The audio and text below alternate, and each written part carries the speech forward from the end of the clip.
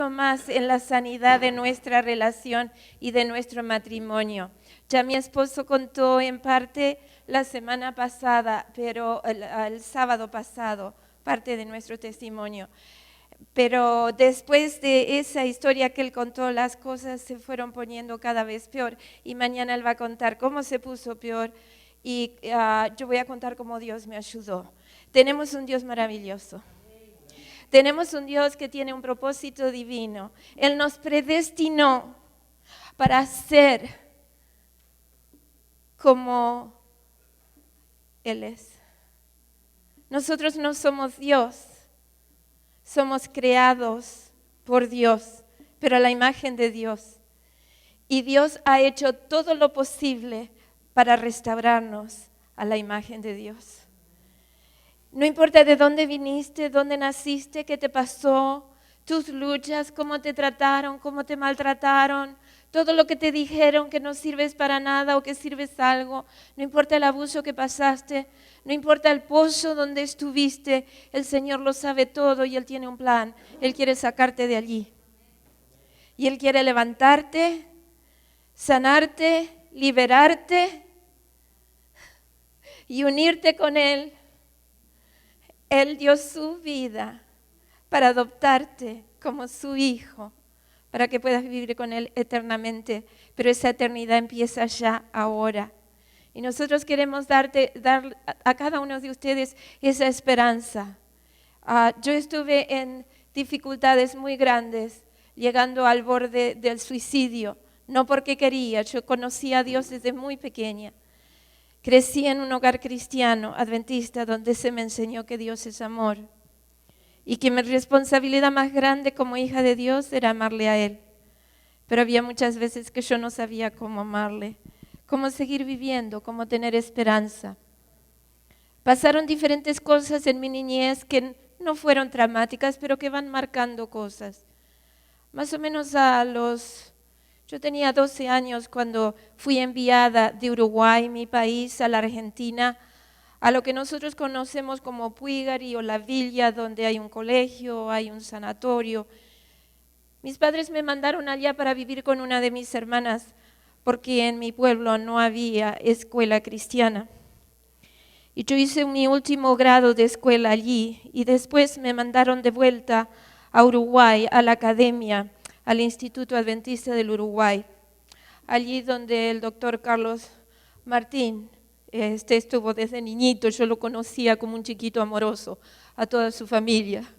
Hoy fuimos a comer a su casa y qué fiesta tuvimos, contando historias. Lo que posiblemente el doctor Carlos Martín no sepa, y la gran mayoría de los que me conocieron no sabían, era que mientras que yo estaba en la academia allí, yo empecé a estar enferma y a estar muy delicada. Tenía dolores muy fuertes en el estómago y vomitaba casi toda la comida que tomaba y tenía fiebre. Y mi mamá tomaba tiempo para llevarme a diferentes especialistas y uno me mandaba a otro y a otro. Y cada vez que terminaba una consulta, los médicos decían: señora, su hija no tiene nada, está todo en su cabeza. ¿Ustedes saben lo que eso quiere decir? ¿Qué quiere decir? Está loca. Está loca. Si está todo en tu cabeza, está loca. Entonces, cada vez que yo volvía a la academia y me preguntaban cómo te fue, yo no quería decir. Entonces aprendí a pretender, a ocultar, a no decir nada a nadie lo que me estaba pasando, a sonreír, a vivir la vida como que nada pasara.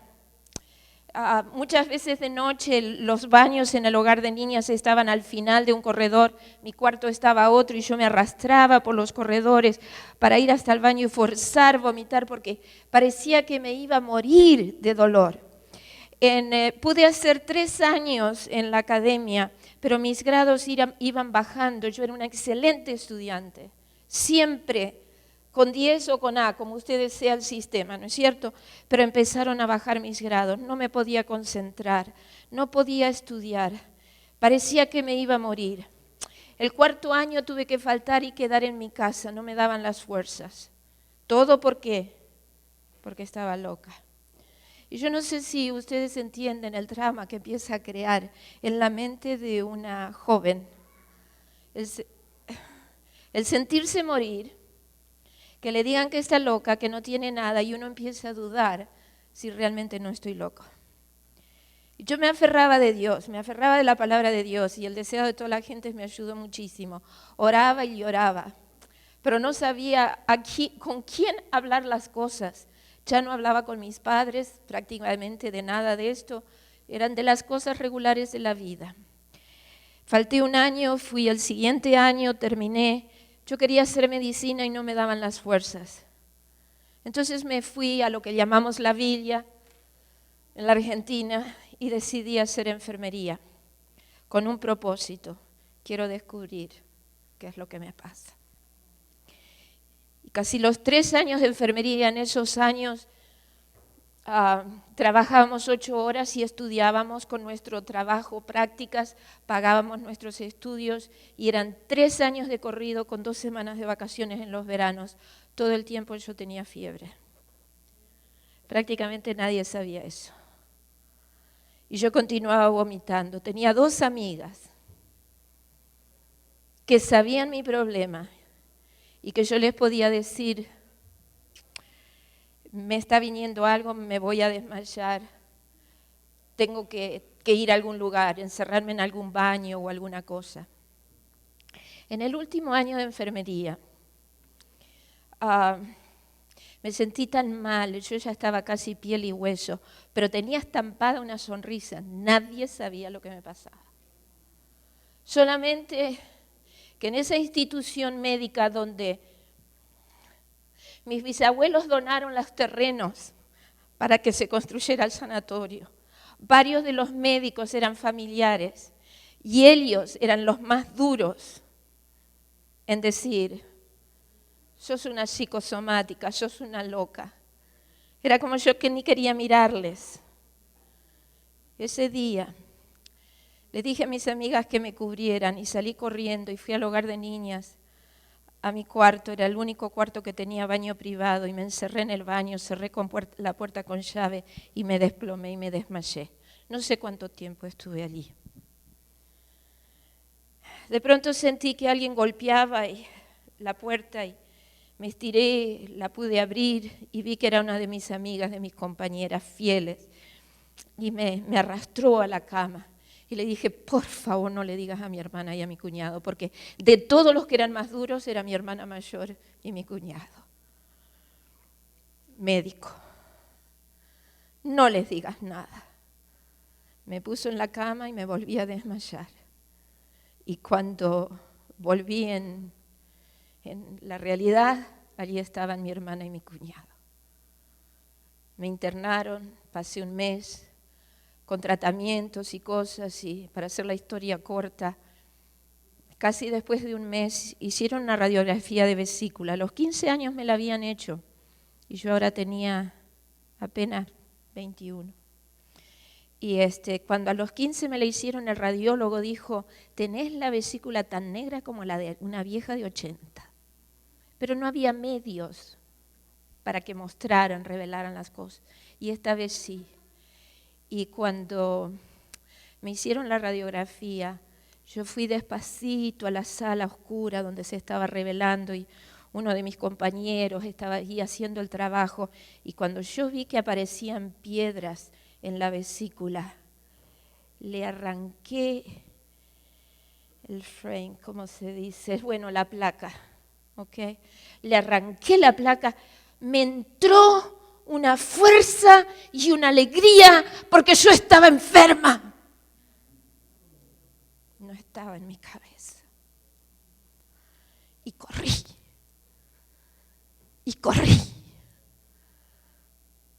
Hasta la sección de los consultorios. Y abrí la puerta del consultorio de mi cuñado, tenía una paciente adentro, y abrí esa puerta y le tiré la placa en el escritorio y le dije, ¡ahí tenés! Estoy enferma. Y vos me vas a operar. porque era un excelente cirujano.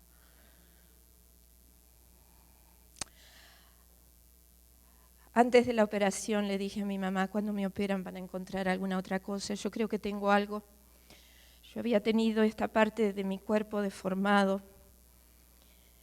Y cuando abrieron por la vesícula para sacar las piedras, encontraron que tenía quistes hidáticos. Es una enfermedad parasitósica típica de Australia, Argentina y Uruguay.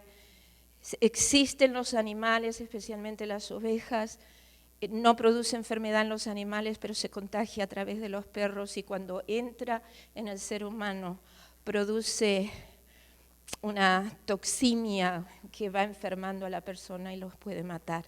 Depende de dónde están ubicados. Pueden estar en los huesos, en el cerebro, en los pulmones, y yo tuve la suerte que se formaron quistes grandes donde estaban todos los culpritos, uno adelante del hígado de este tamaño y uno atrás, y eso me estaba matando.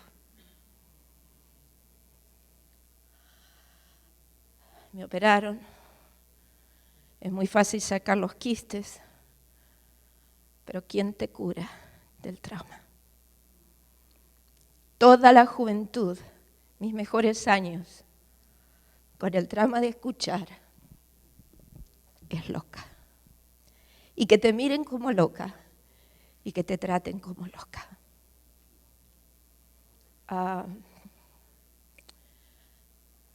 Les cuento esto porque hubo un hombre que me enseñó algo maravilloso en esos momentos. Era el director del Sanatorio Adventista del Plata, el doctor Marcelo Hammerly. Un hombre serio, un hombre cultísimo, un hombre correcto, un hombre que mi papá y su esposa eran primos, pero nosotros le decíamos doctor Hammerly, y él, que me había pedido que yo trabajara como su enfermera, no me decía Albi, me decía señorita Gerber. Así de correcto era él. Pero cuando él se enteró lo que había pasado, y él sabía, no era parte de esa camarilla que me juzgaba y criticaba y se burlaban. Había un psiquiatra que en plena clase de enfermería, de psiquiatría, dijo, de este problema tenemos aquí en la clase un espécimen, y me miraba. Esas cosas. Sabían lo que se decía y las burlas. Ese hombre vino a verme en el cuidado intensivo. Ese hombre tan correcto se tomó la libertad de amarme, tomándose esa libertad de sentarse en mi cama, que es un acto profesional que no se acostumbraba. Y me tomó la mano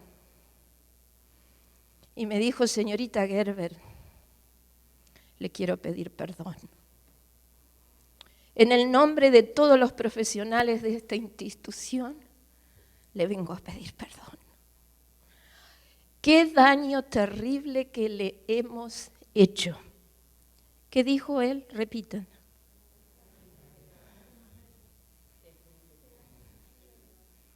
Él no era parte del daño, pero él tomó el pecado de todos y en el nombre de todos los que nunca pidieron perdón, me pidió perdón. Y para mí era suficiente. Y entonces me dijo algo que me marcó para toda mi vida. Y se lo agradezco. Me dijo, señorita Gerber, si usted puede perdonarnos por lo que le hemos hecho, usted habrá aprendido la lección más maravillosa que todo ser humano debe aprender.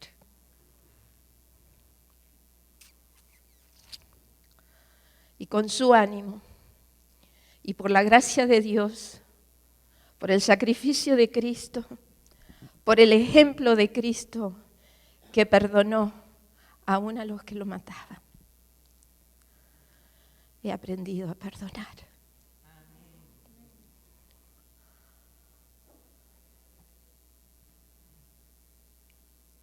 No hay nada que no se pueda perdonar. Cristo lo perdonó todo y nosotros también. Y la gentileza de ese doctor, de ese profesional, que tomó sobre él la culpabilidad de todos los demás, así como Cristo tomó toda nuestra culpa sobre él. Y se hizo pecado. El doctor Hammerly se hizo pecador cuando no era. Él cambió mi vida, me dio ánimo y a la edad de 21 años marcó el derrotero. Si usted aprende a perdonar. Y quiero decir que Jesús hace 2000 años en la cruz nos marcó el derrotero.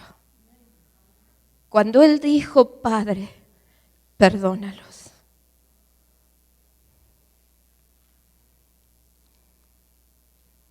Para nosotros es imposible, pero para Él en nosotros no es imposible. Que Dios nos ayude esta noche. No sé qué es tu vida, no sé lo que has pasado, lo que has vivido, dónde naciste, cómo creciste, qué te pasó. Puede ser que tienes amarguras enterradas. Satanás utiliza el dolor para endurecer nuestros corazones. A veces ni sabemos que no hemos perdonado.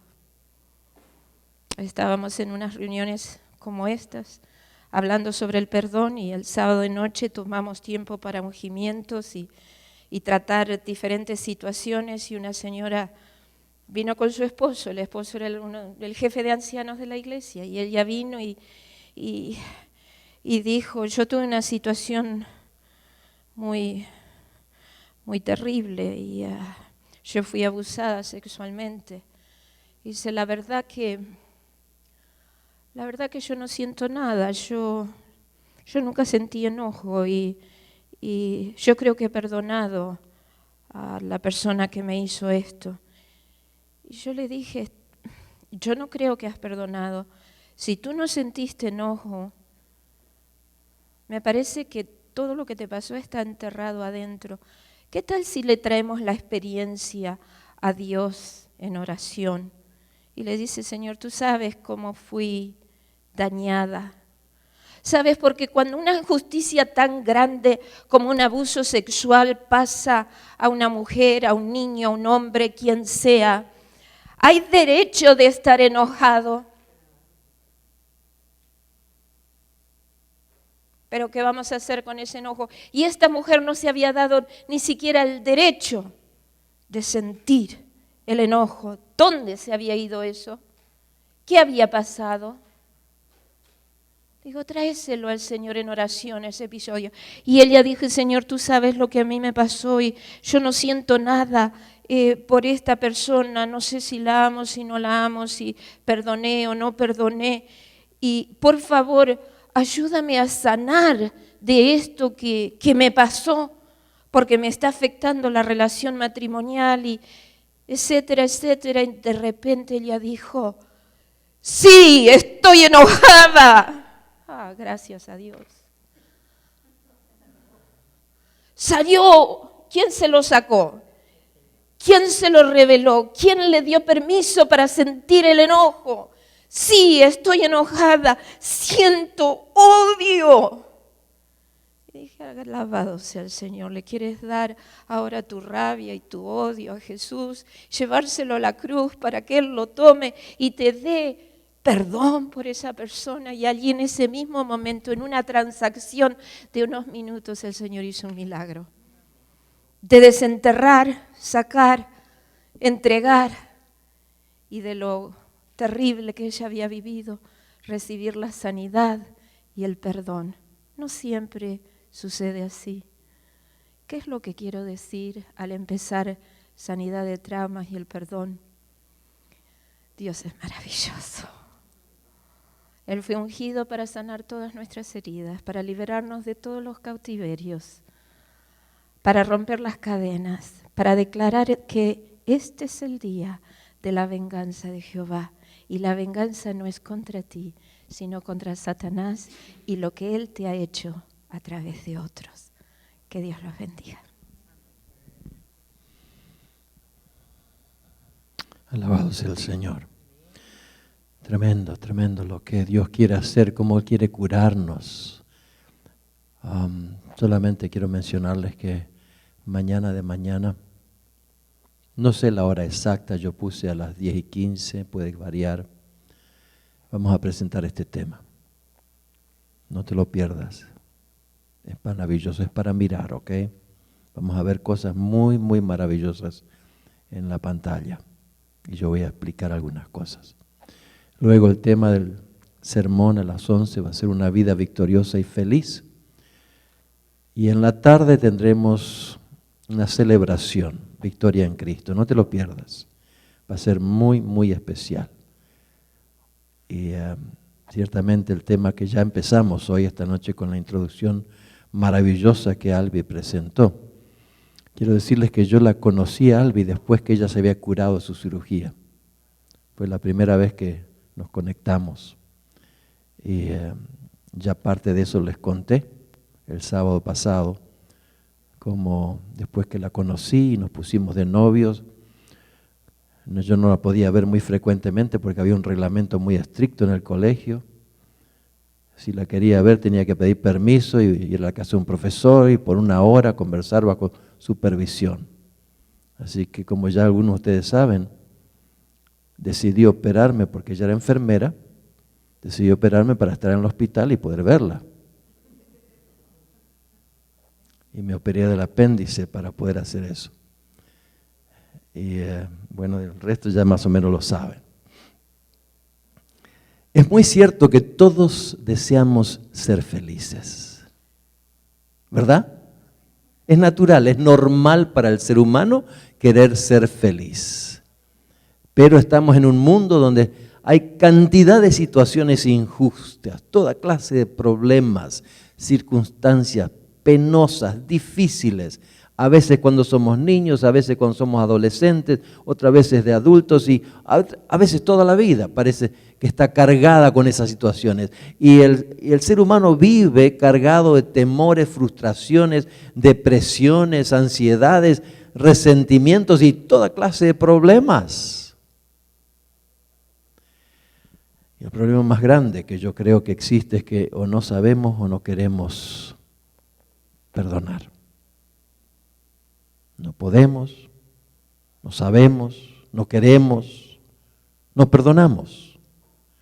Y la carga sigue en nosotros, aunque no nos demos cuenta. Ahora, el perdón es parte esencial del Evangelio. Yo estoy seguro que todos nos damos cuenta de eso, lo hemos leído en la Biblia. Hay muchísimos pasajes sobre el perdón. Jesús lo dijo a los discípulos en muchas formas diferentes. Les dijo que había que perdonar 70 veces 7, que quería decir siempre, nunca dejes de perdonar. Y lo incluyó dentro de lo que llamamos nosotros el Padre Nuestro. Y en el medio del Padre Nuestro Él dice que tenemos que orar de esta forma: perdona nuestras deudas, así como nosotros también perdonamos a nuestros deudores. Y Él clarificó el concepto, porque al terminar este versículo, 2 versículos más adelante, llegamos al 15 y vemos que Jesús aclaró lo que significaba esa oración del Padre Nuestro. Y noten cómo lo clarificó, escuchen bien, dice, Él dijo, porque si no perdonáis a los hombres sus ofensas, tampoco vuestro Padre os perdonará vuestras ofensas.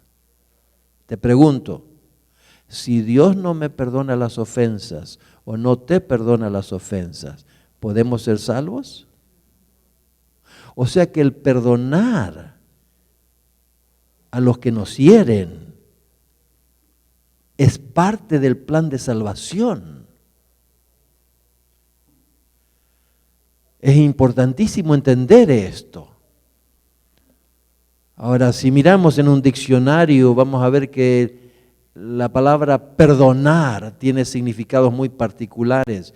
Dice, no tener en cuenta la ofensa o falta que otro ha cometido, o remitir la deuda, la ofensa, la falsa, el delito u otra cosa, o liberar a alguien de una obligación o castigo, o un borrón y cuenta nueva, cancelar una deuda, y hay varias expresiones más en los diccionarios. Encontré en la internet que perdón es la llave de la libertad. Encontré esa frasecita, quise ponerla ahí también. ¿Qué libertad? La llave de la libertad. Y quiero mencionar solamente unas pocas frases, vamos a verlas juntos aquí porque nos van a ayudar a enfocarnos correctamente. Es imposible vivir en este planeta caído sin ser herido, ofendido, incomprendido, engañado, rechazado. Aprender a responder adecuadamente es uno de los principios básicos de la vida cristiana. ¿Sí o no? Nos pasa a todos. No hay una persona aquí que pueda decir, yo nunca tuve ningún problema con nadie. Entonces, ¿qué hacer? Es un principio básico de la vida cristiana, aprender qué hacer en esos casos. Es importante recordar que el perdón no es otorgado porque la persona merece ser perdonada. ¿Quedó claro esto? El perdón es un acto de amor, misericordia y gracia. Yo lo estoy leyendo lento porque quiero que quede grabado en nuestros corazones. ¿Ok? Es un acto de amor, misericordia y gracia. Más aún, el perdón es una decisión hecha por medio del Espíritu Santo. Cuando perdonas, es el Espíritu de Dios que hace posible que decidas entregarle a Dios tus resentimientos, tus pensamientos de venganza, tus frustraciones, todo eso que está ahí adentro contra esa persona. Nosotros no perdonamos a la silla que te chocaste y te quebraste la pierna, no. O sea que perdonamos seres humanos, ¿ok? Perdonamos a personas. La experiencia dolorosa o traumática que tú hayas tenido podrá seguir siendo parte de tu vida, pero el perdón te permitirá concentrarte en aspectos positivos de tu vida. El que está enfocado en eso que me hicieron, está con una carga que le impide vivir como Dios quiere que vivamos, con el gozo del Señor. El perdón puede incluso conducirte a sentimientos de comprensión, empatía y compasión por la persona que te hizo daño. Es lo más maravilloso poder sentir un calor, un afecto especial hacia el que te hirió. Tal vez no se restituya la relación, como es muy cierto en muchos casos, pero va a haber una compasión muy especial en el corazón. El perdón no significa que debes ignorar o negar la responsabilidad de la persona que te hizo daño, o que se minimiza o justifica el mal. Se puede perdonar sin excusar el acto malo. En algunos casos la persona a quien tú perdonas va a la cárcel, pero tú estás libre de la carga negativa, del odio, el resentimiento, las acusaciones que hay en la mente y en el corazón. Permítame decirle rápidamente 2 o 3 cositas en cuanto a los investigadores, porque este es un tema muy estudiado hoy día. A nivel de las universidades, estoy hablando de las universidades públicas, no estoy hablando de universidades religiosas. Este es un tema estudiado a nivel psicológico, a nivel médico, ¿ok?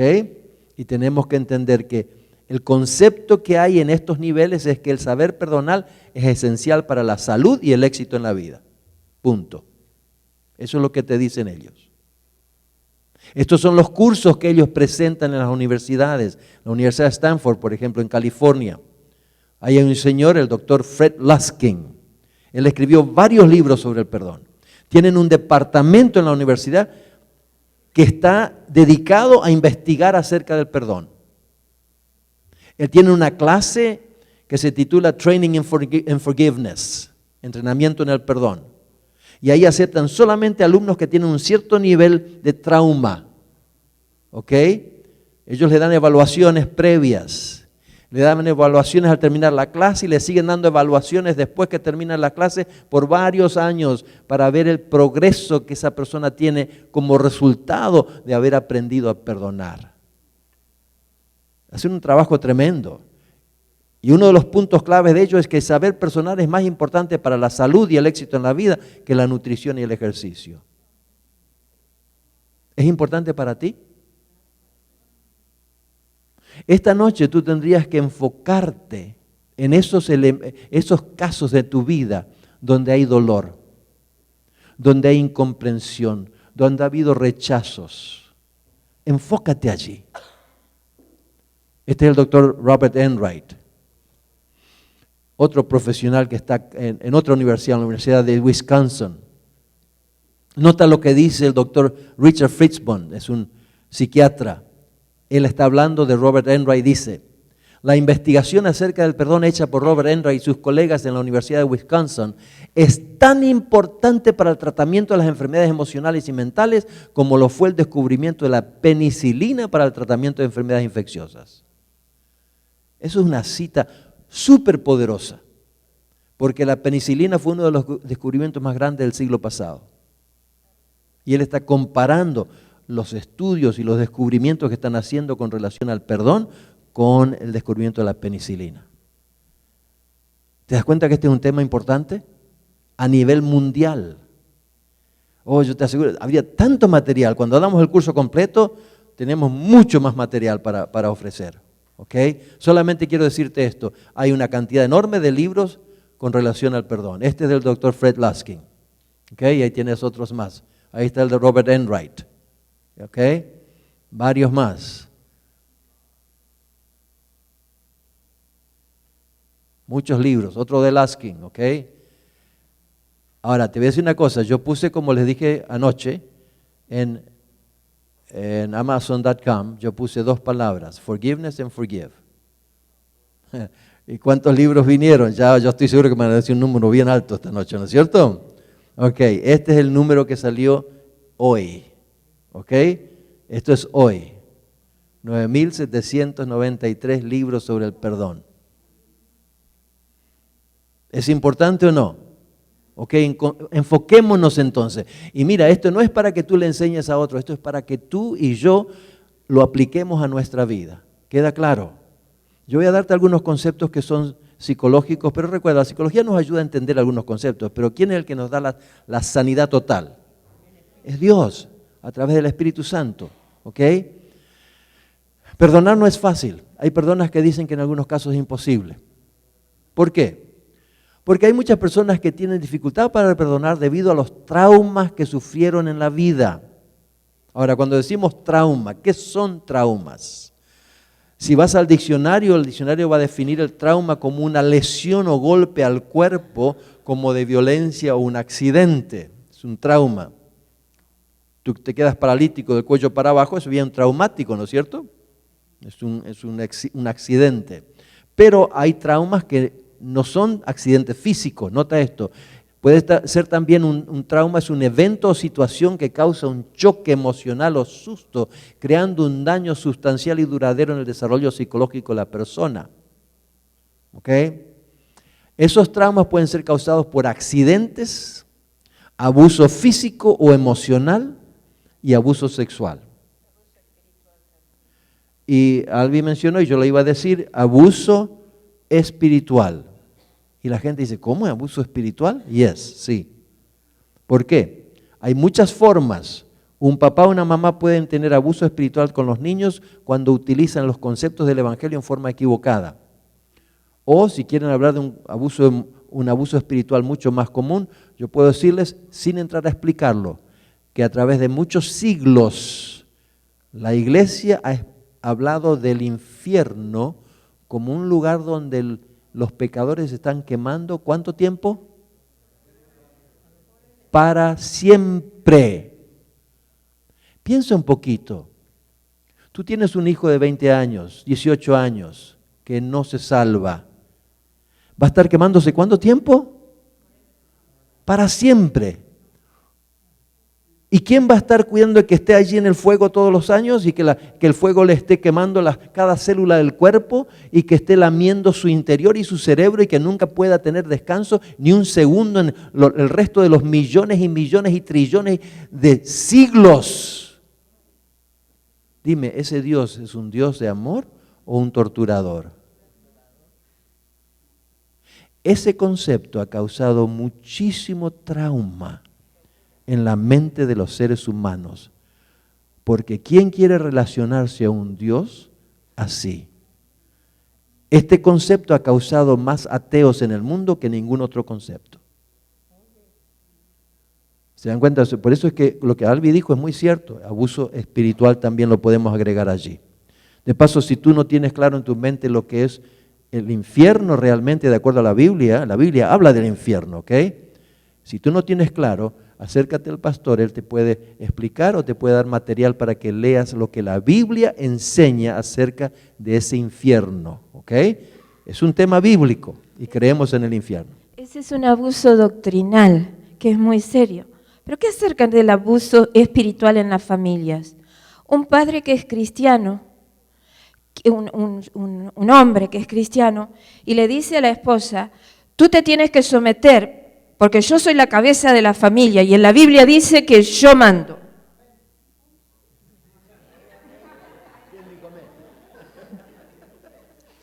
Te voy a lavar la boca.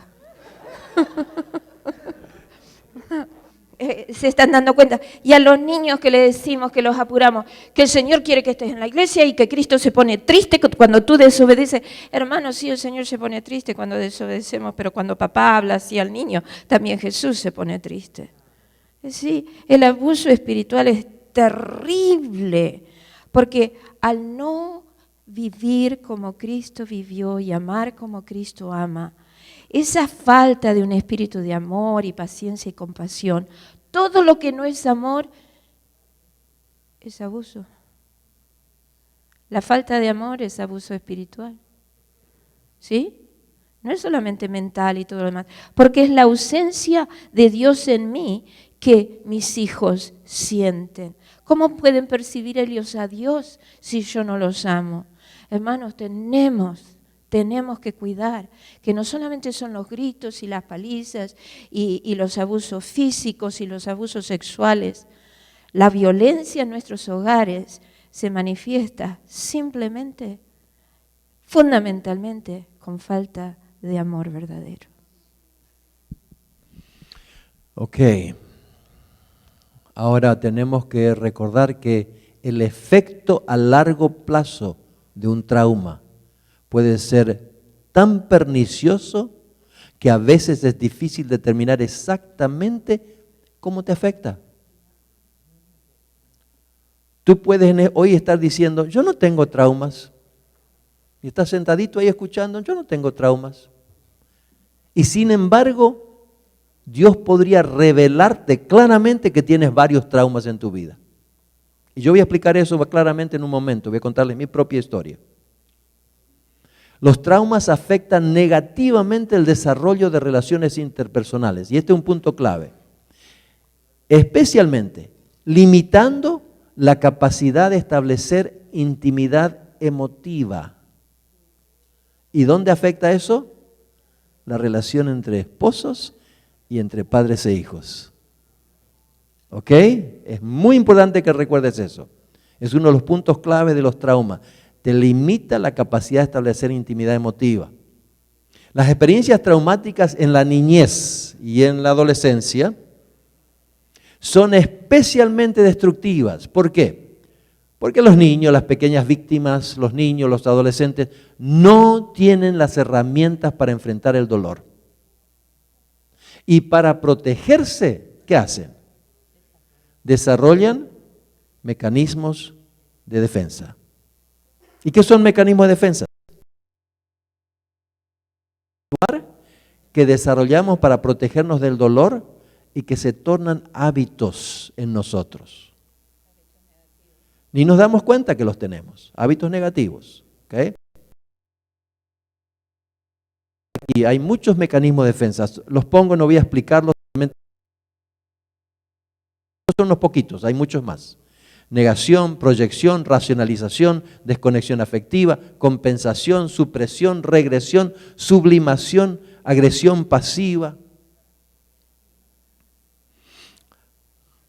Yo tengo mecanismos de defensa que desarrollé de niño, de joven, y tengo que estar constantemente consciente de que esos mecanismos de defensa me están arruinando en algún aspecto, algún tipo de relación.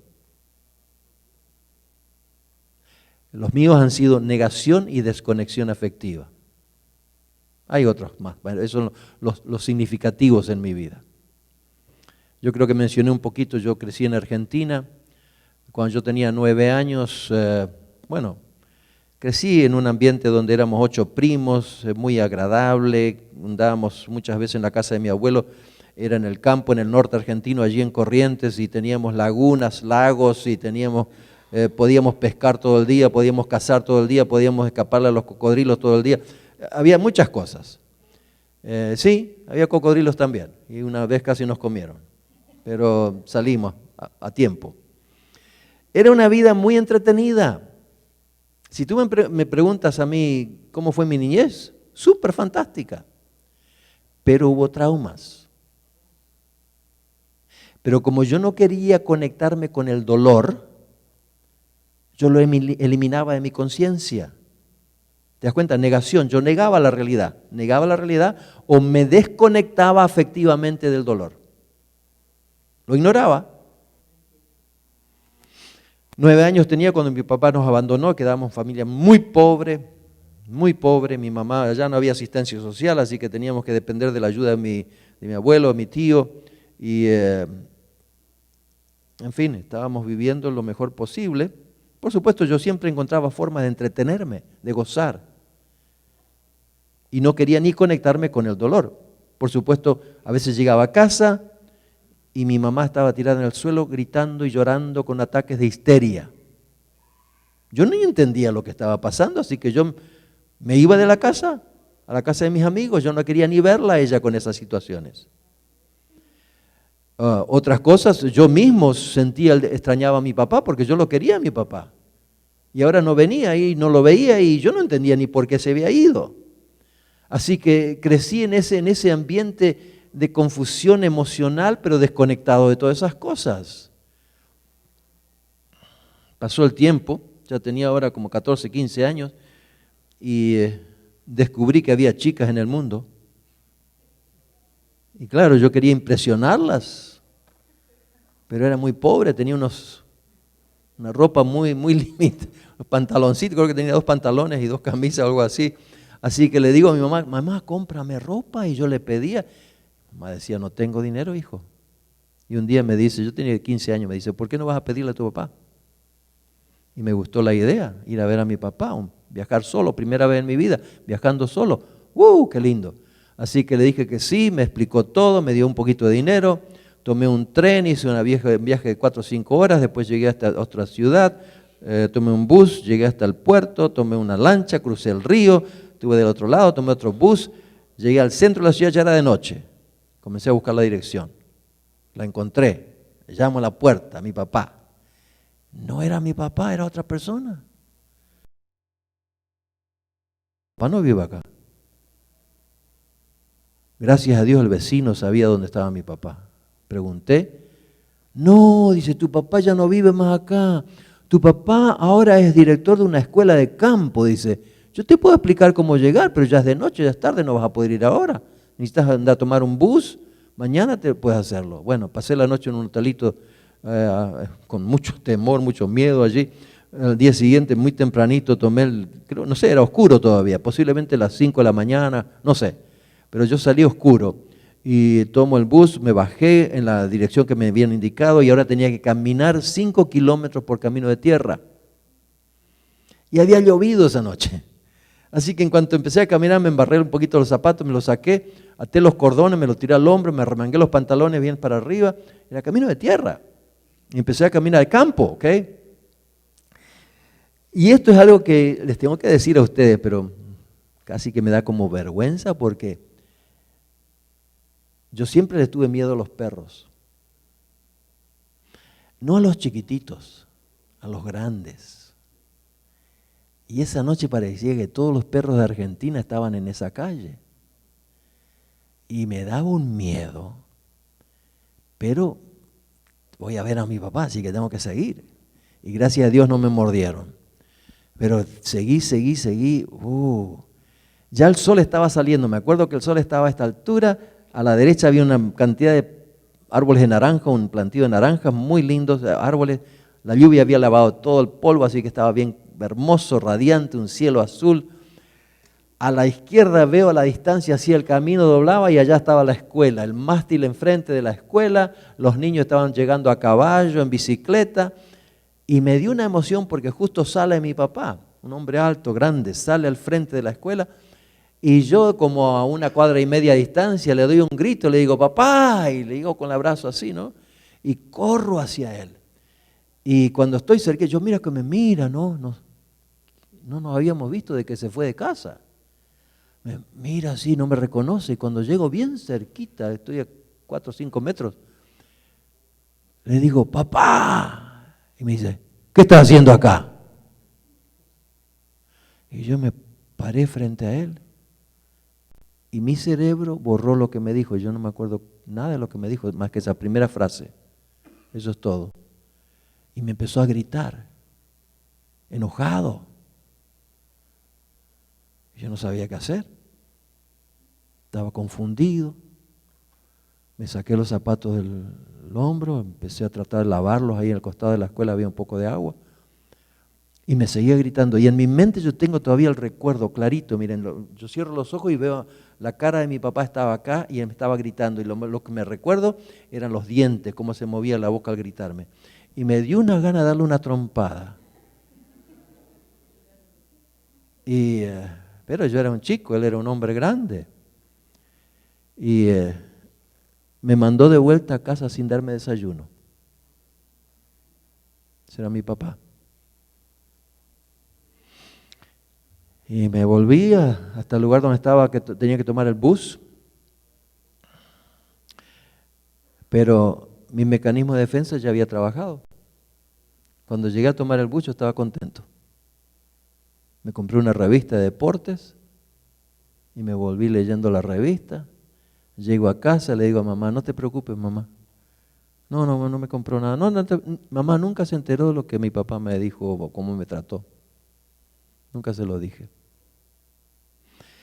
Pasaron los años. Conocí a Albi y nos casamos. Vinimos a Estados Unidos, fuimos de vuelta a Argentina, trabajé allí en Argentina. Regresamos a Estados Unidos, estábamos ahora en Texas, como ya les mencioné.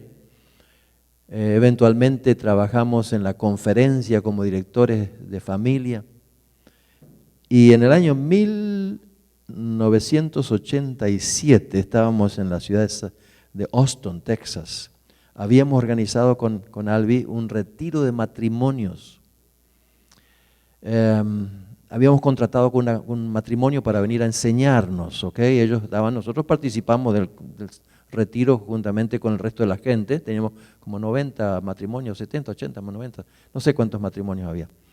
Y ahí estábamos gozando de las presentaciones de esta pareja que vino a dar el tema. Y me acuerdo que el sábado a la noche, el viernes de noche y sábado todo el día, y después el sábado a la noche nos mandaron a nuestros cuartos y nos pidieron que escribiéramos recuerdos de la niñez. Y yo me fui al cuarto con mi esposa pensando contar los muchos recuerdos lindos que tengo, porque te aseguro que si me dejan contar historias de la niñez, yo les puedo contar una cantidad de historias súper fantásticas. Disfruté de mi niñez tremendamente. Y me senté en la cama para escribir esas historias. Cuando de pronto mi papá gritando me apareció en la mente. Y de pronto empecé a llorar como nunca había llorado en mi vida. Era un llanto agónico, sin sonido. Yo sentía como que se me terminaba todo. Albi me abrazó, no sabía lo que me pasaba. Y yo me di cuenta, ese año yo me gradué de mi doctorado en psicología, 1987. Y yo me di cuenta que yo tenía un trauma muy grande con mi papá. Quiero decirles algo. En la experiencia de matrimonio, al contarnos historias, nos podemos dar cuenta que hay tramas en las otras personas, ¿verdad que sí? Si somos sensibles, yo pienso que en nuestras relaciones de esposos, de padres e hijos, de hermanos, tenemos que tener más aperturas para escucharnos y escuchar las historias.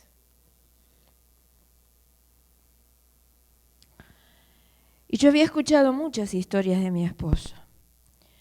Conocía los traumas de mi suegra, conocía a mi suegra muy bien.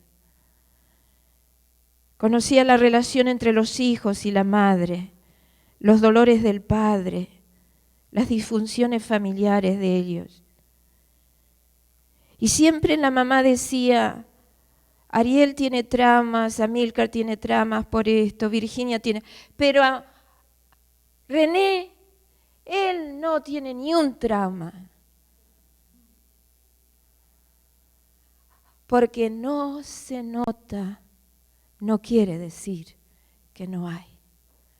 Pero yo como esposa sabía que mi esposo tenía traumas severos, porque él aparenta ser perfecto y calmo y humilde, pero una desconexión brutal. Y cuando le hacía alguna pregunta para tratar de aclarar, el poder de la negación era como, ¿estás mal? ¿Cómo se te ocurre pensar algo así? Okay. No podemos hablar siquiera, ¿verdad? Porque hay una desconexión y hay una negación y ahí no vamos. Cuando mi esposo estaba llorando, yo lo abrazaba, sentía su dolor. Le estaban saliendo los dolores de ese niño que vio a su papá irse y nunca supo por qué se iba el papá. ¿Les parece? ¿Cuántos de ustedes tienen hogares divididos que los padres se han divorciado? ¿Les ha causado ese dolor? ¿Les ha causado ese dolor? Yo sé de gente que los padres se divorcian a los 70 años y los hijos tienen 50 y sufren. No importa la edad. ¿Y cuánto más? Chiquilines, gente joven. Y los varoncitos viendo a su papá irse y se quedan con una mamá amorosa, dedicada, pero quebrada emocionalmente, que tenía estados histéricos. Esos varoncitos no querían, la amaban, la respetaban, pero había unas dicotomías tremendas. Hermanos, a este punto yo quiero decir, la sanidad entre nosotros como familias y la familia de la iglesia, porque todos nosotros somos familia. Ustedes son mis hermanos. Ustedes son mis hermanas. Los niños de ustedes son mis hijos y mis hijos son tus hijos. Yo soy tía de tus niños y ustedes son tíos de los míos. ¿Me entienden, hermanos? Somos familia. Y tenemos que acercarnos, tenemos que poder hablarnos en nuestras familias, en nuestros hogares, y también como iglesia tenemos que aprender a hablar. Y no tener vergüenza y no tener miedo. Si nosotros habláramos de corazón a corazón y juntos lleváramos nuestros dolores y nuestros traumas a Cristo, ¿saben lo que pasaría? No se necesitarían psiquiatras y psicólogos. Prácticamente no se necesitarían, porque el Espíritu Santo y Cristo y los ángeles estarían en nuestro medio, sanando, curando las heridas. Yo recuerdo la ternura que sentí ese día y la tristeza porque mi esposo no podía abrir su corazón y admitir sus dolores. Qué hermoso es poder hablar así.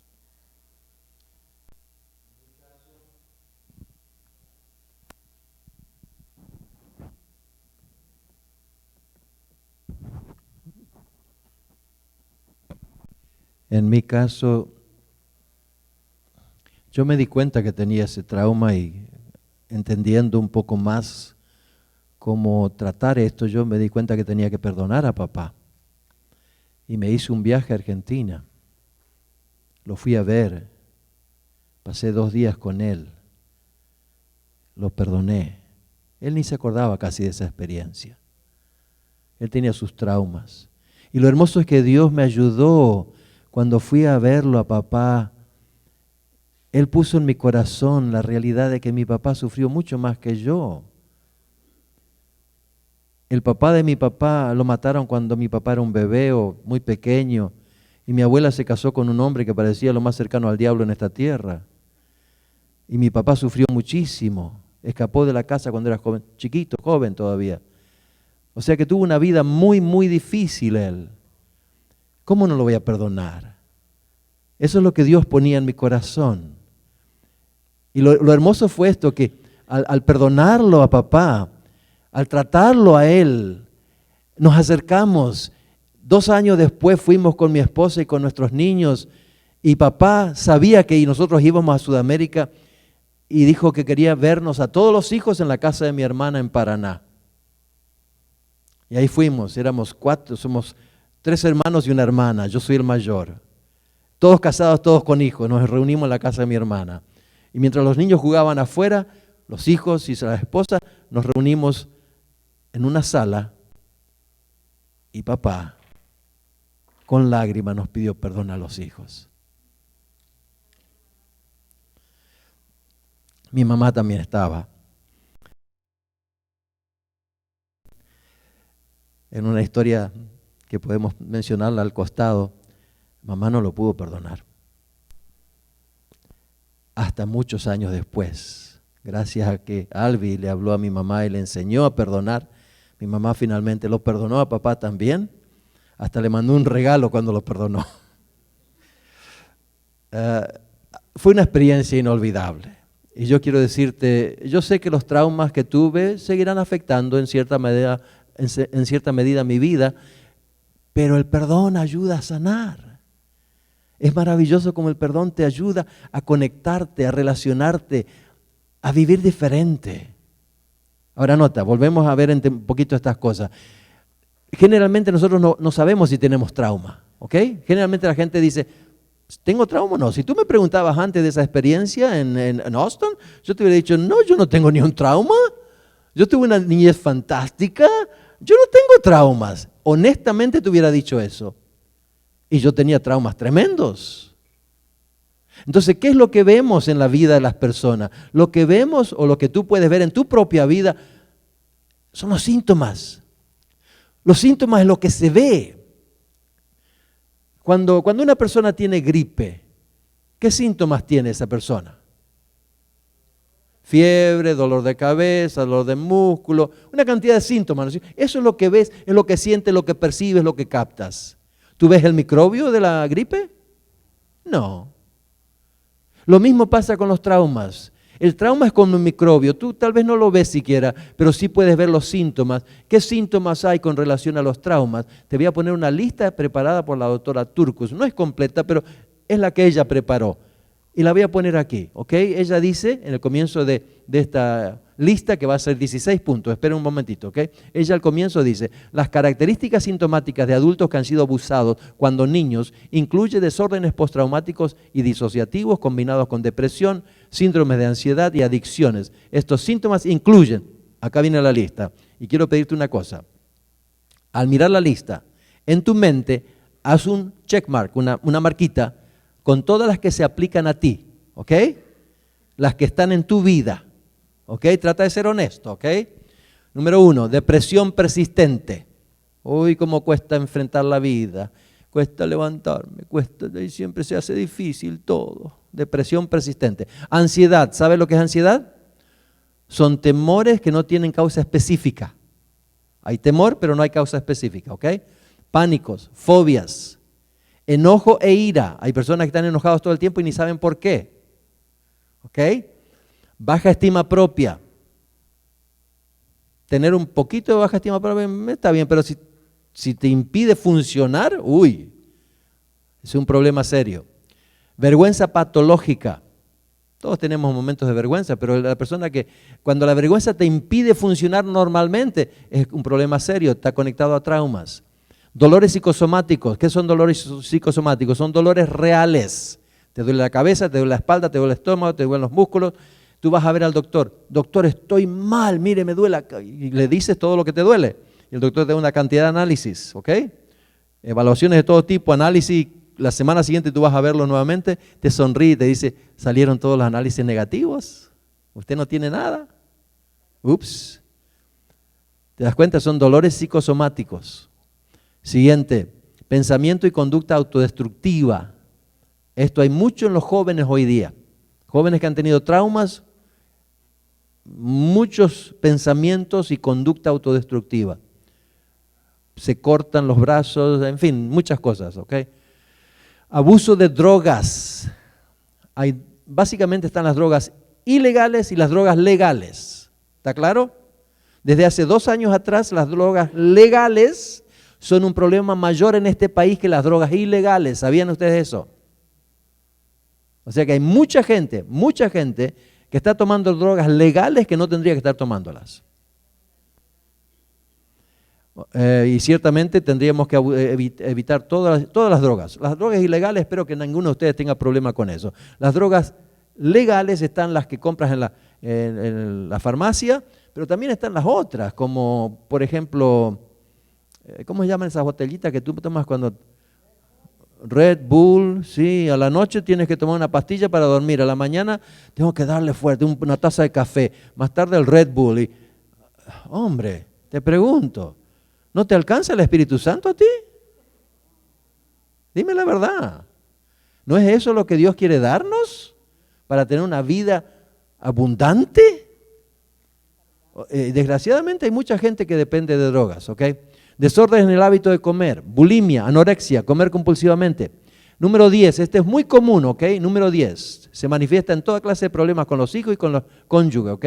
Dificultades para establecer relaciones y desarrollar intimidad. Número 11, disfunciones sexuales incluyendo adicciones y escape. Muy común hoy día con el aumento de las comunicaciones que hay, es terrible todo lo que hay en este contexto también. Número 12, pérdida de recuerdo, lapsos mentales, un sentimiento de no vivir en la realidad. Siguiente, 13, flashbacks. ¿Cómo traducir eso? Esto hace referencia a una imagen del pensamiento del trauma, ¿ok? Una imagen que entra y sale. Es como una fotografía que hace un flash solamente, ¿ok? Entra y sale en tu mente. El siguiente es invasión del pensamiento del trauma. Eso es diferente. Cuando te entra el pensamiento del trauma y queda con tu mente. Y está dando vuelta, vuelta, vuelta todo el tiempo, ¿ok? Hipervigilancia. Hipervigilancia tiene distintos niveles. Personas que están siempre más bien ansiosas en cuanto al peligro que puede existir. Esto puede ser algo sencillito que alguno de ustedes tal vez tiene. Le voy a dar un ejemplo. Estás tú solo en tu casa, ¿ok? Solo. Tu familia se fue a otro lado, estás solo. Llega la hora de ir a dormir, tú pasaste, voy a chequear la puerta de atrás y está cerrada con llave. La ves, la chequeas bien, está cerrada con llave, ¿ok? Vas a hacer 2 cositas más, llegas al baño, vuelves. Voy a chequear la puerta de atrás por si acaso otra vez, ¿ok? Y la chequeas una segunda vez. Yo he encontrado personas que chequean la puerta de atrás hasta 4 veces antes de ir a dormir. Lo hiciste una vez, no es suficiente, ¿no? Pero hay una ansiedad allí, una hipervigilancia. O el otro extremo, como tengo un señor que conozco en Bakersfield, donde nosotros vivimos, que lo visité en la casa, señor que fue a Vietnam cuando tenía 17 años, tuvo traumas muy grandes, él vive solo en su casa, tiene el televisor, un sofá, casi nunca duerme en su cama, duerme en el sofá, el perro al lado. ¿Y qué es lo que él tiene en la mano toda la noche? ¿Un revólver? No, una ametralladora AK-47. No te metas en esa casa, ¿ok? El siguiente, perturbación del sueño, pesadillas, insomnia, sonambulismo. personalidades múltiples. Quiero saber si hay alguno de ustedes que puede honestamente decir, yo no tengo ninguna de esas 16 cosas. Porque si tú puedes decir eso, eres la persona más sana que conozco. ¿Ok? Todos tenemos un poco de esto, ¿no es cierto? Pero si tienes varios de estos, es porque posiblemente tú tienes traumas que tal vez ni estás consciente que existen en tu vida, pero te están afectando. Y sería bueno que tú los identifiques para sanar y curar de esos traumas. Rápidamente quiero mencionarte algo. Permítame hacer una ilustración primero, ¿ok? Escúchenme bien. ¿Tienen buena imaginación ustedes? ¿Sí? ¿Puedo pedirles que se imaginen algo todos? Ok, quiero que cada persona que está aquí se imagina que son multimillonarios en dólares. Si alguno no hace falta imaginarse porque ya eres, quiero ser tu amigo. De todas maneras, imaginamos que tenemos millones de dólares, una casa súper hermosa junto al mar, ¿ok? Un parque precioso, allá junto al mar un muelle, en la punta del muelle un yate. ¿Está? Nos levantamos de mañana, tengo que hacer una cantidad de cosas, así que estoy apurado. Salgo, uy, ¿qué es esto? Frente a la puerta hay un perro grandote muerto. Alguien lo mató y lo dejó acá. No puedo dejarlo acá, tengo que cuidar. ¿Qué hago con este perro? No tengo tiempo para enterrarlo. Se me ocurre una idea. Busco una bolsa de plástico grande. Lo meto al perro adentro. Cierro la bolsa, antes de cerrar la bolsa, unos cuantos ladrillos adentro junto con el perro. La cierro la bolsa herméticamente con un tape bien cerradita. Me la pongo al hombro y ustedes me ayudan, ¿ok? Paso por el parque, llego al muelle, voy hasta la punta del muelle. ¡Lup! Solucionado el problema. El perro muerto se fue. Pasa una semana, 2, un mes. ¿Qué pasó con ese perro muerto ahí adentro? ¿Qué pasa con el animal muerto cuando pasa el tiempo? ¿Qué ocurre? Se descompone. Y un cuerpo muerto, un animal muerto, ¿qué pasa? Echa gases, ¿no es cierto? Echa gases. Ustedes, acá en Estados Unidos nunca vemos eso, pero en Argentina yo veía a veces pasando por los campos una vaca muerta y estaba inflada, que estaba por explotar ya. ¿Ok? ¿Eso se ve en México también de vez en cuando? Ok. Ese perro está y la bolsa queda y finalmente a la bolsa se le hace un agujerito. ¿Y qué sale por el agujerito? Burbujas. Plup, plup, plup, plup, plup. Algunas bien grandes. Y ahí en la punta del muelle, donde salen las burbujas, estás tú sentadito comiendo un sándwich. ¿Por qué te hago esta ilustración? Muy sencillo. Esa es la línea de tu vida. Mírala, la línea de tu vida. Estás por nacer. ¿Ok? Estás por nacer. Pum, pum, pum. Naciste, primer día de tu vida. ¡Bum! El nacimiento en sí ya es traumático. Y a eso van a sucederse otros traumas en tu vida. Ahí están algunos más grandes, otros más chicos. No es lindo. Los traumas no los queremos. Así que, ay, ¿qué hago? No me gusta todo este dolor. No quiero estar viviendo con todos estos traumas en mi vida. ¿Qué hago con esos traumas? Pues los meto en una bolsa. No quiero estar conectado a todo este dolor, así que lo tiro en una bolsa y allá abajo se fue. Y esa bolsa con el tiempo crece porque hay más traumas, distintas cosas que vienen. Finalmente una bolsa llena de huesos secos, olorientos, feos. Pero nosotros, ¿saben? Nosotros queremos vivir bien. ¿No les parece? ¿Qué dices tú cuando llegas a la iglesia y te dicen, buenos días hermano, ¿cómo está usted? ¿Qué le dices tú? Muy bien. ¿No es cierto? Es lo que decimos. Muy bien. Pero la verdad es que esa bolsa explota algún día, ¿no es cierto? Y empiezan a salir burbujas. Y esas burbujas empiezan, ¡pup, pup, pup, pup, pup! Arriba de tu cabeza estas burbujas están explotando. ¿Qué son esas burbujas? Los síntomas. Resentimientos, depresión, adicciones, toda clase de problemas. Bum, bum, bum, bum, bum, bum, bum. Y tu vida empieza a ser afectada por esas burbujas, por esos síntomas. eventualmente se torna una nube negra sobre tu cabeza. Y la forma en que eventualmente uno se siente por dentro es así. Tú estás, ay, que apenas puedo andar. Toda clase de síntomas. Ay, mira lo que me pasa, mira esto. Y claro, nosotros queremos ser buenos cristianos, así que cuando vamos a la iglesia y vemos a otros hermanos, nos saludan, ¿cómo está, hermano? ¿Qué le decimos? Muy bien. Pero por dentro estás así. ¿Y entonces qué hacemos? ¿Cómo cambiar eso? ¿Cómo mejorar? Escucha bien, porque esto va a ser bien cortito, ¿ok? Un cierre y Albert termina. ¿Ok? Yo te voy a hacer un cierre muy rápido ahora, ¿ok? Tú tienes que parar. No continúes como estás, ¿ok? Elige hacer algo acerca de tus problemas, tus traumas del pasado. ¿Ok? ¿Qué vamos a hacer? Para, no continúes.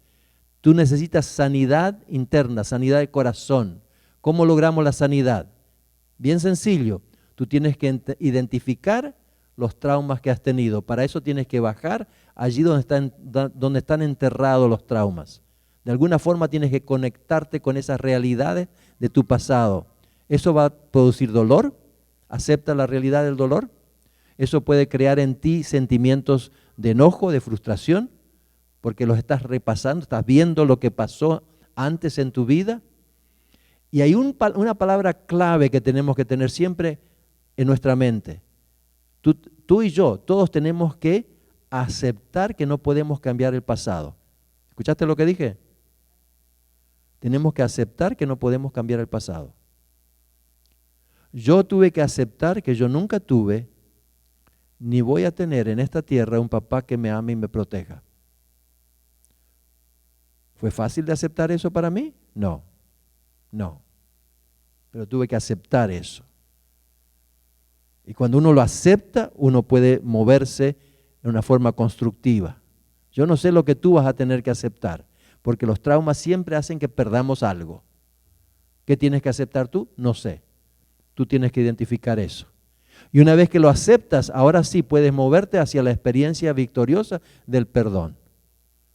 Y te voy a decir unos puntos claves y entonces Albi va a guiarnos y ayudarnos a ver cómo traer eso a Cristo para que podamos ser curados y sanados. Hay 5 pasos para perdonar, pero antes de darte los 5 pasos, te voy a dar específicamente un concepto clave. ¿Qué es el perdón? El perdón es el Espíritu Santo, ¿entendiste? ¿Quieres que lo diga otra vez? ¿Qué es el perdón? Es el Espíritu Santo. El Espíritu Santo de Dios es lo único que puede darnos perdón real, perdón sanador, perdón completo. Yo no puedo crear eso. No es algo que el ser humano puede crear. El ser humano puede hacer muchas cosas, sí, pero la plenitud del perdón es de Dios. Además de eso, ese perdón, ese Espíritu Santo no trabaja en el vacío, sino que trabaja en tu mente y en tu corazón y nos da una actitud mental y espiritual que cambia la conducta. O sea que va a haber cambios en tu vida. Ahora, una vez que entendemos eso, te voy a dar los 5 pasos. No hace falta que te los recuerdes, tú vas a ver que cuando Albi explica va a ser muy sencillo todo, ¿ok? Pero te lo digo para que nos quede claro algunos conceptos claves en la mente. Identifica tu dolor, tu trauma, tu enojo. Tienes que identificarlo. Ve para atrás, identifica a las personas que te hirieron, ¿ok? Haz una lista de esas personas. Pídele a Dios que te ayude a recordar, ¿ok? Siguiente paso, número 2. Reconoce, confiesa delante de Dios que tú no sabes perdonar. ¿Tú crees que yo sé perdonar? No, yo puedo decir, no quiero saber nada, lo olvido, puedo negarlo, puedo desconectarme afectivamente, puedo hacer una cantidad de cosas que me ayuden a sobrevivir, pero yo no puedo perdonar realmente. Entonces le digo a Dios, Señor, yo no sé perdonar. Yo no sé perdonar. Y eso me lleva al tercer paso. Si yo no sé perdonar, ¿qué tengo que hacer? Pedirle a Dios que me dé el espíritu de perdón, el espíritu de gracia, el espíritu de misericordia. ¿Quiere Dios darnos ese espíritu? Oh, claro que sí. Él está deseoso, listo para darnos el espíritu de perdón, de gracia y misericordia. Lo que tengo que hacer es pedírselo. Y entonces, ¿cómo poner todo esto en práctica? No hace falta que tú hagas todo lo que te voy a decir ahora. Pero si lo haces, te va a ayudar a hacerlo en forma más completa, ¿ok? Punto número 4. Paso número 4. Escribe o registra en un cuaderno tu experiencia. ¿Cómo? ¿Cómo lo vas a escribir? ¿Cómo lo vas a registrar? Te lo voy a explicar ahora, ¿ok? Toma un cuaderno, pon en la primera página tal vez todos los nombres de las personas que te hirieron. Tal vez te lleve varias semanas o meses recordar los nombres de todas las personas que te hirieron. Y entonces toma un nombre, una persona a la vez. Y trae esa persona a Cristo de esta forma. En la siguiente página, escribe el nombre de esa persona en la primera columna. Haz 3 líneas, ¿ok? 2 líneas, mejor dicho, para que te dé 3 columnas, ¿ok? Divide la página en 3 columnas. En la primera columna pones el nombre de la persona que te hirió. En la segunda columna repasa lo que te pasó a ti con relación a esa persona. Yo tendría que escribir allí, fui a pedirle a mi papá que me compre ropa y me gritó y me mandó de vuelta a casa sin darme desayuno. No hace falta hacer toda una historia, ¿ok? Larga. Los puntos básicos, cosa que en tu mente esté claro. Una vez que pusiste eso, en la siguiente columna tú pones palabras que describan lo que tú sentiste. Yo tendría que poner una cantidad de palabras. Yo sentí muchas cosas desde ese día, ¿ok? Frustración, resentimiento, amargura, abandono, rechazo. Una cantidad de cosas yo sentí. Y poner odio, sí, resentimiento, todas esas cosas. Y los puse en esa lista, ¿ok? Ponerlas en esa lista. Ahí tienes tú el evento en su plenitud. Ahora tienes que traérselo a Dios. ¿Y cómo haces eso? A través de una oración. Y tu oración va a tener 3 partes básicamente, aunque Dios te va a guiar para que lo ores correctamente, ¿ok? Pero recuerda, en la primera parte tú vas a decirle, Señor, yo no sé perdonar, pero te pido el Espíritu Santo, que es el Espíritu de perdón. Y Señor, yo sé que tú me estás dando el Espíritu de perdón y por eso yo hoy elijo perdonar a mi papá. Por todo lo que me hizo. Y le cuento a Dios todo lo que me hizo. Ese viaje que hice a Argentina, allá donde él vivía, cómo caminé en la mañana temprano en el barro, cómo finalmente me lo encontré a papá y él me gritó y me dijo, ¿qué estás haciendo acá? Y después de gritarme un buen rato me mandó de vuelta a casa sin darme desayuno. Yo le cuento a Dios eso. Le explico a Dios. Eso es todo el punto número 1, ¿ok? Y en el punto número 2 yo le digo, Señor, yo acepto que yo no puedo cambiar el pasado. Eso es lo que me ocurrió a mí, es parte de mi vida, de mi historia y va a ser siempre parte de mi vida y mi historia. Pero te lo entrego, Señor. Y ahora te pido que tú limpies mi mente de todo sentimiento negativo, de todo sentimiento de rechazo, de amargura, de frustración. Límpiame, Señor. ¿Te das cuenta? Estoy pidiéndole a Dios eso. Y le agradezco, gracias Señor, yo sé que lo estás haciendo. ¿Te das cuenta esos 3 puntos? ¿Te van a quedar claros los 3 puntos? Señor, yo perdono a través del Espíritu que tú me diste, acepto que no puedo cambiar las situaciones del pasado y pido que tú ahora me limpies la mente, el corazón de todas esas cosas. Oh, mis queridos, el 5.º paso sería para vivir en el futuro. El 5.º paso dice, comienza a practicar el vivir en el perdón. Comienza cada día diciéndole a Dios, Señor, yo no sé lo que me va a pasar hoy, pero yo quiero vivir en el perdón hoy. Si alguien me trata mal, yo ya lo perdono esta mañana tempranito antes de que ocurra. Ahora, si tú perdonas a alguien antes de que el evento ocurra, cuando ocurre, ¿qué va a pasar? Ya lo perdonaste, no te va a ni tocar, no te va a afectar. Esto no es fácil, lo que yo quiero decir, yo sigo aprendiendo esto, ¿ok? Es vivir en el perdón. Eso hace que tú no sientas los ataques de Satanás en la misma forma que cuando uno tiene el corazón listo para resentirse y amargarse y frustrarse. Y Dios te ayuda a cambiar. Un versículo, Efesios 4:32 dice, antes bien sed benignos unos con otros, misericordiosos, perdonándoos unos a otros, como Dios también os perdonó a vosotros en Cristo Jesús. Alvi. Es tarde. Me pregunto en esta noche, ¿estás luchando con algo en tu corazón que tú tienes que perdonar?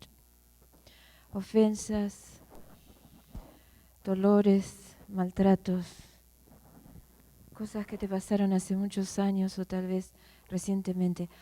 ¿Hay alguien aquí que está luchando para ser libre de ofensas y de resentimientos y de tramas? ¿Quieres levantar tu mano?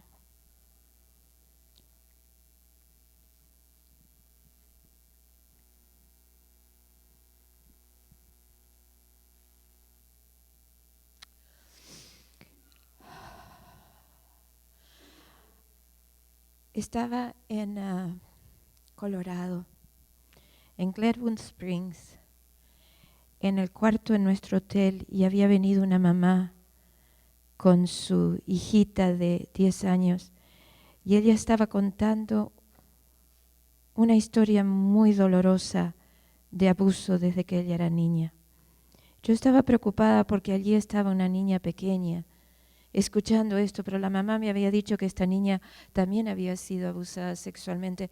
Entonces pensé que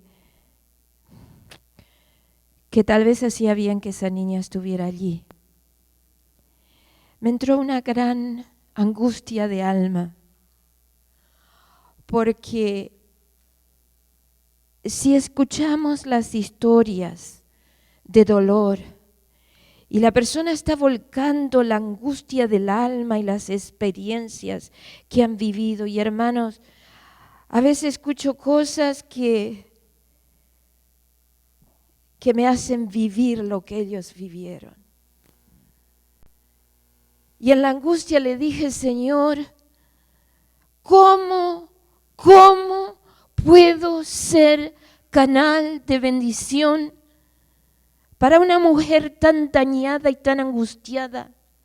Y de una niña de 10 años tan angustiada. Cuando tú estabas en la tierra, tú tocabas, tú hablabas, tú sanabas, y yo, ¿qué hago, Señor? Yo quisiera quedarme para mimar a esta mujer, para darle tiempos, para decirle palabras que nunca escuchó, para mimarla en tu nombre. Y le dije, Señor, ¿qué hago?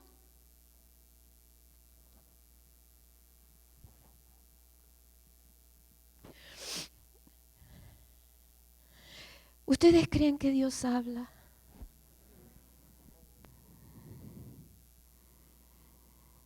Yo les voy a contar lo que me dijo.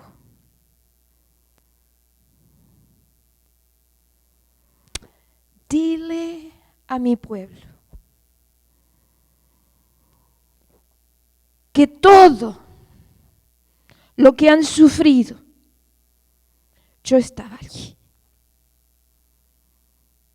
Y todo lo que te hicieron a ti, me lo hicieron a mí también. Yo llevo todos los dolores. Y estoy aquí para vengarme. Estoy aquí para expresar que nunca te dejé, nunca te abandoné, que estamos en territorio enemigo y que Satanás nos va a dañar de 1000 maneras para hacernos odiar a Dios, para endurecer nuestros corazones en contra de Dios. Pero diles al pueblo que yo estoy aquí para darles un corazón nuevo y sanarles de todas sus dolencias. ¿Creen ustedes eso? ¿Creen ustedes que Él ha llorado y que Él ha sentido vuestro dolor y tiene ansiedad de curarlos? Él es nuestro Salvador, es nuestro restaurador. Diles que no es cierto que yo no estaba allí. Diles que los amo, que un poquito más y ya vengo y los llevo a casa. Pero antes de llevarlos a casa, ya ahora los quiero curar. Y le digo, Señor, ¿cómo?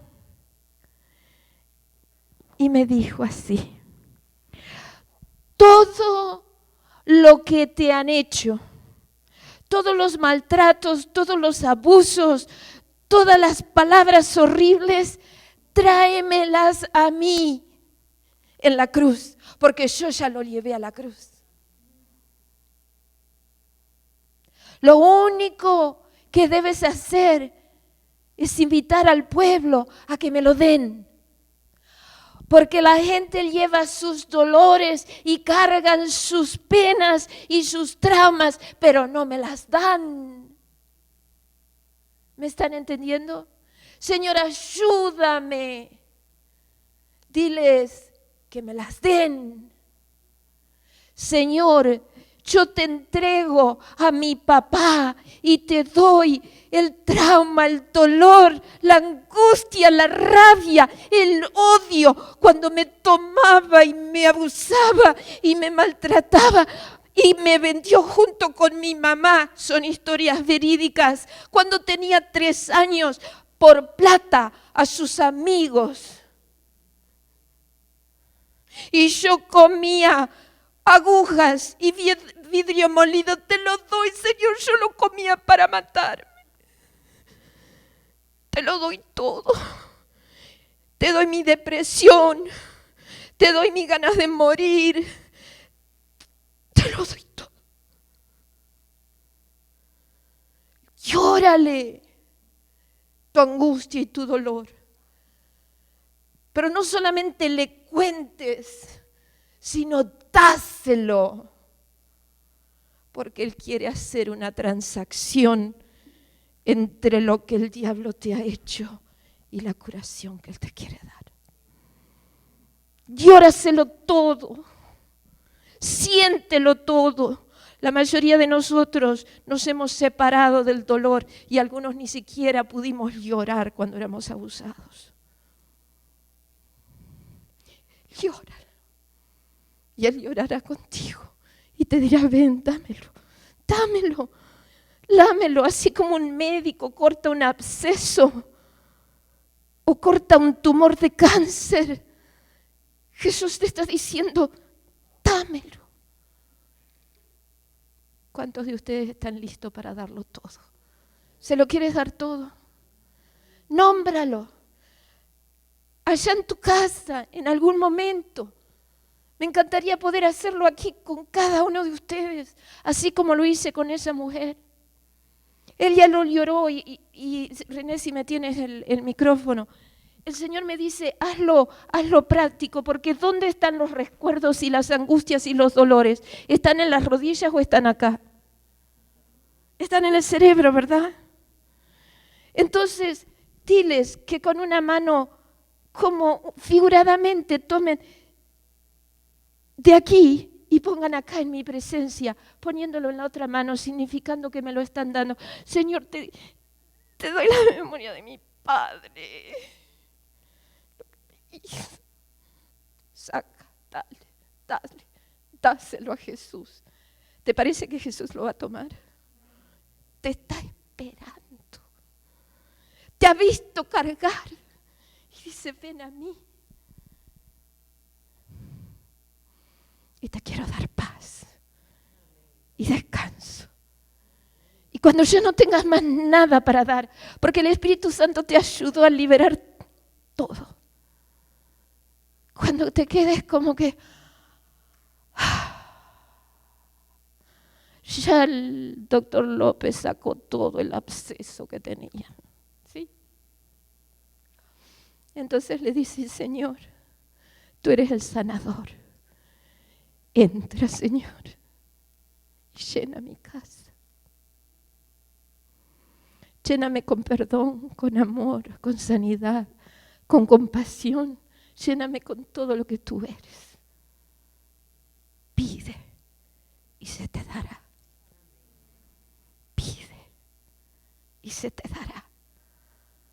No se turbe tu corazón. Me voy a preparar una casa. Y en este día tú sabrás que el Padre y yo estamos juntos y vendremos y haremos morada en ti. ¿Quieres eso? Y entonces le digo, y Señor, ¿qué le digo a esta mujer? Porque ella me dice, y yo he maltratado a mi esposo, he maltratado a mis hijos, yo no sé amar. Hay las historias de cuando somos maltratados, después hacemos lo mismo, a veces peor, no sabemos. Me acuerdo de Anita, una mujer peticita de Perú. Estábamos en un retiro de mujeres en Ontario, en Canadá. Y el Señor había hecho maravillas. Primero de todo, antes de viajar para Ontario, 1 hora antes perdí la voz, Me sentí que tenía una gripe que no podía más, me dolían los oídos. Mi esposo me dice, no viajes, cancela. Le digo, no puedo, este es otro ataque de Satanás para que no vaya. Preparé las cosas que apenas podía, tiré cosas en la valija, me fui al avión, me senté y le digo, Señor, es tu misericordia, me entrego a tu cuidado y haz lo que tú quieras. Llegué el viernes de noche cuando se empezaba a poner el sol. Ontario estaba cubierto de nieve. Me llevaron del aeropuerto a la sala de reuniones de nuestro hospital. Y allí hablaba con micrófono. Era la única manera en que podía hablar. Y el Señor me dice, háblales de los miedos y las vergüenzas y cómo yo los quiero liberar de todo eso. Y el Señor hizo maravillas, maravillas el viernes de noche. Esa noche no pude dormir en toda la noche. Con las fuerzas que solo Dios da, pude seguir acompañando a estas mujeres todo el sábado. El sábado de noche no pude dormir de nuevo. El domingo le digo, Señor, ¿y ahora qué quieres? ¿De qué hablo mañana? ¿Qué quieres hacer con tus mujeres? Y él dijo, vuelve a hablar de los miedos y las vergüenzas, porque mi pueblo está prisionero de miedo y vergüenza. ¿Tienes tu miedo y vergüenza? El Señor está aquí para que se lo entregues también. Ese es uno de los traumas más terribles que entraron en la raza humana desde el Edén. Es por eso que no nos contamos las historias. No somos honestos y reales y no podemos ser curados. Y de pronto, cuando llego allí para la reunión de la mañana el domingo, así hablando de esta manera, le digo, hermanas, Dios quiere que volvamos a tocar el tema de los miedos. Y cuando dije eso, ¡pum!, voló todo el sistema de audio. Y yo sin voz. Levanto mi mano. Digo, sin sistema de audio. O con el sistema de audio. Dios es más poderoso y viene acá para liberarnos del miedo. Eran como 400 mujeres y de allá atrás se levantan las mujeres con los brazos levantados. Y digo, ¿qué es lo que pasa? Te escuchamos más fuerte que si tuvieras el sistema de amplificación, Dios mío. Y Dios hizo una obra maravillosa. Las mujeres empezaron a sacar cosas, odios entre unas y otras, y cuántas cosas que no habían querido sacar porque les daba vergüenza. Y el Señor estaba haciendo una sanidad. Y llegaron el mediodía. Y me dicen, hay que terminar porque te tengo que llevar al aeropuerto. Pero las mujeres seguían viniendo para el frente y confesando, viniendo para el frente y confesando. Se hicieron las 2 de la tarde, mi avión salía a las 4. Eran las 3 y el Espíritu se movía. ¿Quién para el Espíritu? ¿Quién se atreve? Y al final, la que me tenía que llevar al aeropuerto y que a cada rato me venía a decir, vamos, vamos, vas a perder el avión. Me tomó del brazo, me sacó el micrófono y me tiró, vamos, vas a llegar tarde, no vas a perder el avión. Y cuando paso aquí, así, y me va llevando, Anita está sentada acá. Yo sabía que le ibas a dar atención a todos los demás menos a mí.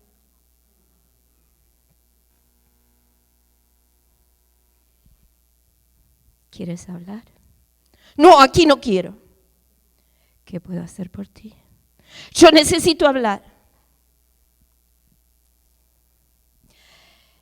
¿Qué tal si hacemos una oración, despedimos y Anita, ven conmigo? Había puertas que se abrían de esas dobles, de los dos lados, y yo no sabía lo que había allá ni aquí, pero le dije, vamos. Y fuimos allí del otro lado de la puerta. Y ahora mi marido se la va a ligar, ¿eh? Ella se paró contra la pared, chiquita, peticita, petaquita. No hay pared acá. párate contra la pared, pretende. Y yo le digo, ¿cómo puedo ayudarte? Y ella me hace así. Yo soy Anita, él va a ser yo. ¿Sabes? Me la dio, me pegaba con una fuerza. ¿Sabes lo que es que tus padres te vendan por dinero cuando tenés 3 años? Ella era la que había comido vidrio, era la que había clavado agujas. Se levantó su camisetita y me mostró las heridas, las cicatrices de cómo los vidrios le habían salido. Y si Dios no me permitió morir. Y ahora estoy casada y no puedo amar a mi marido y lo maltrato y tengo hijos y yo no sé cómo amarlas. Y me vas a venir a decir a mí que yo tengo que perdonar.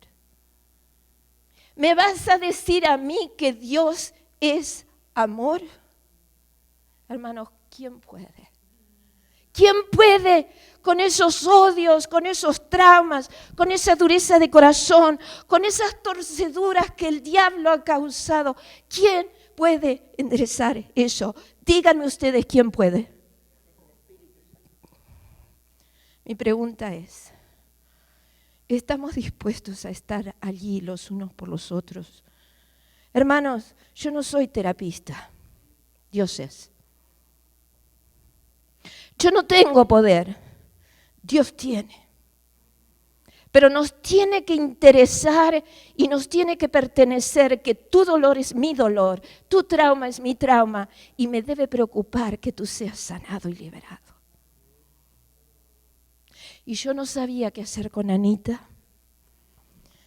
Estaba allí y le digo, Anita, yo me voy. Pero tú necesitas a alguien que continúe contigo, entendiendo tu tarea, tu problema y amándote y no sabía qué hacer. Y entonces dice, ven conmigo. Y empujé esas puertas y del otro lado estaban las 2 líderes de mujeres, allí que estaban orando y escuchando todo lo que estaba pasando. Pero el Señor me da una idea brillante y me impulsa a llevar a Anita detrás de los telones, detrás de la plataforma, ir allá medio escondidita porque era muy importante para ella que no la vieran. Y le dije a estas mujeres que vinieran conmigo. Y allí atrás de los telones había unos asientos y yo me senté. Y le dije, Anita, ven y siéntate en mi falda. ¿Regazo dicen ustedes? ¿Cómo dicen? ¿El regazo? Ok, siéntate. El papi me está pidiendo mi regazo porque él quiere mimarte. Siéntate, que el papi te quiere mimar. Y ella se puso así, chiquitita la petaca. Así. No. Y se puso más dura. Así como los niños, así como los adultos cuando no se aflojan al amor. No. Y esto es el Señor, no soy yo, porque yo no tengo la sabiduría. Oré las oraciones del Padre. Lo que el Espíritu Santo nos impresiona, dije, Señor, mi Padre, tú amas a Anita, tú la amas tanto. Yo te la entrego para que la cures. Yo no puedo hacer nada. Te doy mi regazo para que ella se pueda sentar, pero ella no quiere. Pero yo sé que tú entraste y la curaste y estás haciendo algo. Yo sé, voy a saber, porque cuando tu espíritu obre en ella, ella se va a sentar.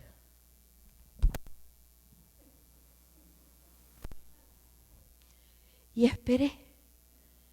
Y de pronto, Anita se sentó en mi regazo. Puso sus piernitas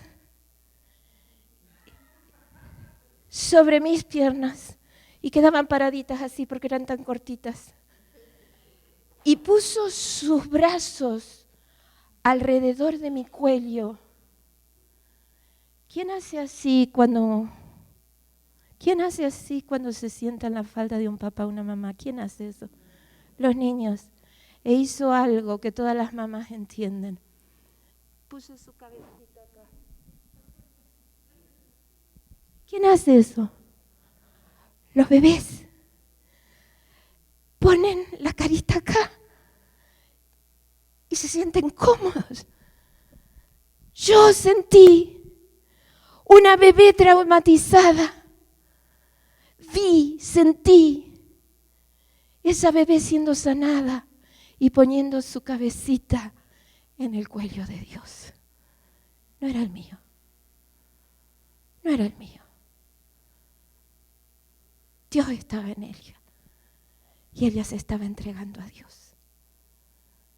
Y entonces dijo, yo siento el amor de Dios en este momento, por primera vez. Y yo quiero que me ayuden para amar.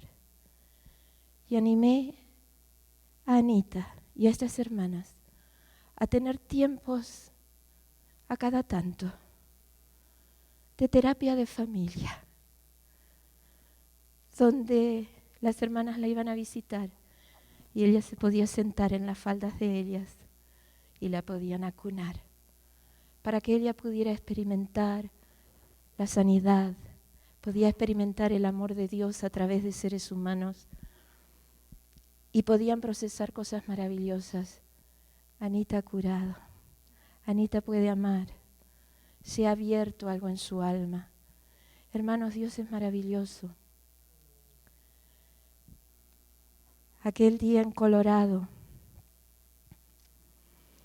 lo que Dios me dijo es: todo lo que has hecho mal contra otros, todo lo que te han hecho otros a ti, lo traes a mí y me lo das. Pero todo lo que tú has hecho ahora por consecuencia a otros, como Anita, que odiaba a su esposo, odiaba a sus hijos, quería no haber tenido nunca hijos, unas cosas desastrosas, también hay que traerlas al Señor, pero no para ser curada, sino para ser perdonada ella. Entonces esta mujer allí en Colorado dijo: Señor, yo he odiado a mi esposo, odiado y maltratado a mis hijos y mis hijas y mi nena de 10 años.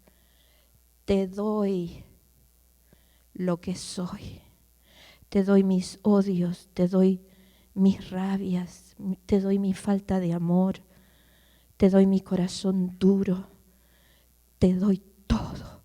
Y cuando ella sacó todo de aquí y se lo dio todo al Señor, llorando, y ya no quedaba nada más, levantamos juntas las manos y ella recibió el perdón del Señor para comenzar de nuevo.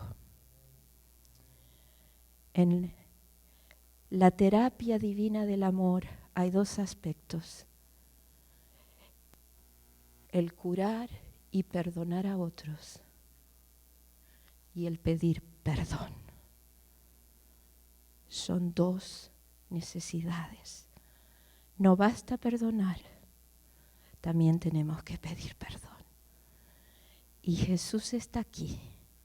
Jesús quiere darte el regalo, porque nadie perdona como perdona Dios. Y Dios está aquí para darte ese regalo y para curar todas tus heridas. Padre amado, tu pueblo, tu familia, tus bebés, estamos heridos, estamos magullados, estamos temerosos, ansiosos, estrujados, atormentados. Y esta noche, en un paquete de familia te traemos todo, pero enséñanos en la privacidad de nuestra vida contigo traerte todos los maltratos, todas las ofensas, todos los dolores, para que podamos ser purificados, limpiados, lavados, vaciados y llenados con tu gloria. Te pido y te agradezco en el nombre de aquel que lo dio todo y murió para pagar el derecho de comprarse, el derecho de poder hacer todo esto como un regalo de amor. Gracias, Señor. Bendice a cada hombre, a cada mujer, a cada joven, a cada niño, y ayúdanos a ser canales de tu amor. Danos más amor, Señor. Gracias.